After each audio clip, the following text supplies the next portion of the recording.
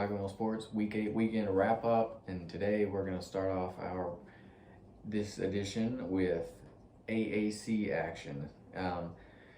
On Thursday night of last week, we got to watch SMU dominate Tulane, scoring 55 points and really just showing out what SMU is and what SMU has been all year. Tanner Mordecai came out in this game and balled and went crazy. He went 30 of 42, 427 yards, and 3 touchdowns. SMU is a team sort of like Cincinnati. They didn't come into the season with as much hype as Cincinnati has, but they have really made their way through their schedule and really torn a path through scoring lots of points. Right now, they're averaging 42.7 points a game and only allowing 22 points a game on average. This SMU team is looking to be pretty good overall. I think the biggest thing that's going to be taken away from this is, can they beat Cincinnati? Right now, Cincinnati's playing excellent football right now. I think they're playing a more complete game than what SMU is doing right now.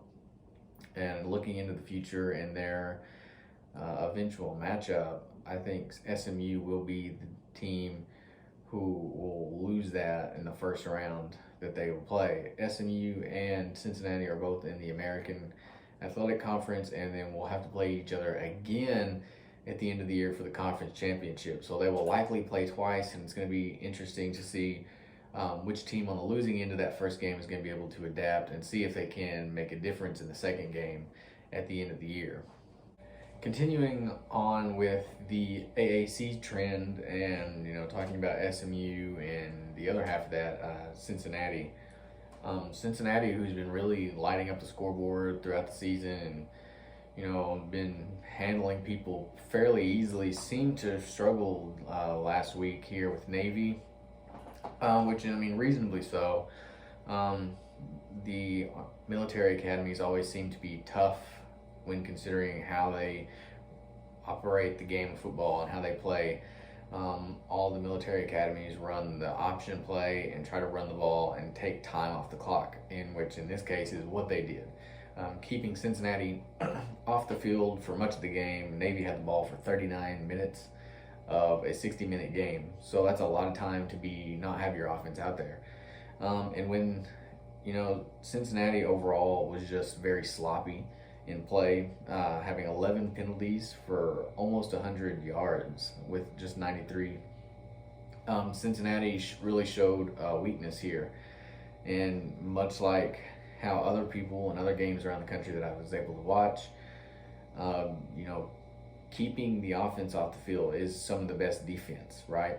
So Navy being able to hold the ball onto this thing, they were like 3 of 4 on fourth down and only 7 of 21 on third down, but really going for it on fourth down and having that 75% completion is really what helped push Navy forward and keep it as close as they did. This game was a 27-20 victory for Cincinnati, and they allowed 308 yards, 116 through the air, and 192 on the ground from Navy. I think it's going to be interesting for Cincinnati, showing this weak thing, and then talking earlier how SMU, can they exploit that? Because SMU is not really a style of offense where they will keep you off the field. SMU and Cincinnati are both very similar. They're going to throw the ball, they're going to air the ball out, and they're going to score points quick. So it's going to be interesting to see how that game goes in a shootout and who's going to be able to stop who first. Just some quick general stuff around the country with some playoff contenders being Michigan cruises really easy to a 33-7 victory, led by the running back Blake Corum. He had 19 carries, 119 yards, and 2 touchdowns. As well as on top of that, in the Big Ten, Ohio State makes a statement against an Indiana team, winning 54-7 behind the arm of C.J. Stroud. He went 21 of 28, 266 yards, and 4 touchdowns, as well as 2 touchdowns on the ground for Ohio State. Some other big name contenders being Oklahoma and Alabama, both having slow starts.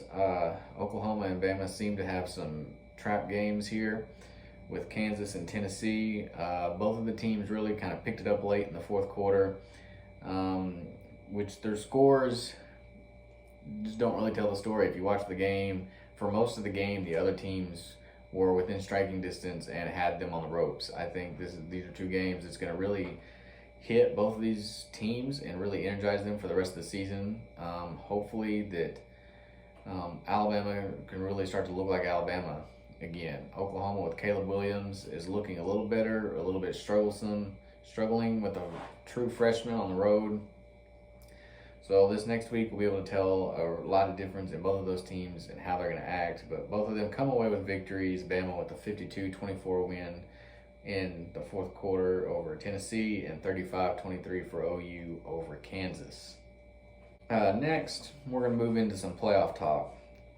It's really starting to heat up in the race right now, especially with the playoff committee's rankings dropping next Tuesday on the 2nd. So we're under a week away now, and I will be doing a special rankings breakdown sometime next week that'll be released. So be looking out for that.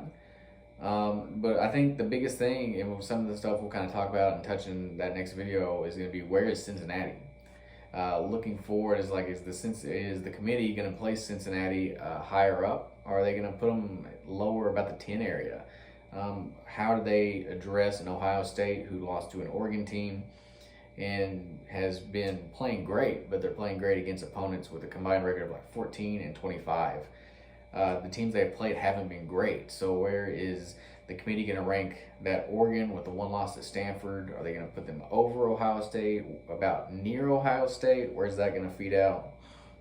Which is really going to tell a lot to where, the Pac-12, how far out are they actually to being in contention for the playoff? And, overall, who are they going to see as the top 4 teams in the country? I think we can all agree that really Georgia's going to be the number 1 team, but 2, 3, and 4 is kind of up in the air. Nobody really knows where to expect, where to go, and I'm looking forward to very much so seeing and watching those be released and see how they line up according to the playoff committee. So check out that video for when that drops next week. This week's pick'ems, a lot better than last week's. We went 7-3 this week, bringing our all-time total to 41-26. Now, my week 8 rankings mostly stay the same this week. Georgia, OU, Cincy, and Ohio State are the top 4. Michigan and Bama stay at 5. Penn State and Michigan State both slide up, taking the 7 and 8 spot.